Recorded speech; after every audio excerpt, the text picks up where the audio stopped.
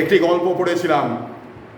একটি ছেলে, অনেক দরিদ্র পরিবারের ছেলে, অনেক কষ্ট করে একটি নাটক লিখেছিলেন।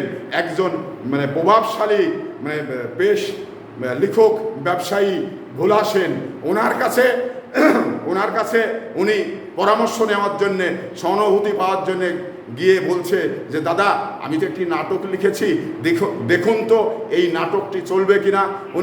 আমি নাক ডেকে ঘুমাচ্ছিলেন, আমি তোকে বললাম যে দাদা নাটকটি চলবে। উনি হাই তুলে জবাব দিলেন যে নাটক তো হয়নি, হয়েছে কতগুলো এলোমেলো দৃশ্য, যে তুমি শত চেষ্টা করলেও কখনো বিষাদ ভট্টাচার্য হতে পারবে না। তখন ওই ছেলেটা বলছে যে না মা, আমি বিষাদ ভট্টাচার্য হতে চাই না, আমি সুব্রত চৌধুরী হয়ে বেঁচে থাকতে চাই। তবে ওদের কাছ থেকে যদি এতটুকু সহানুভূতি পেতাম তাহলে হয়তো বা মাথা তুলে দাঁড়াতে পারতাম। এই যে এই বিষয়গুলো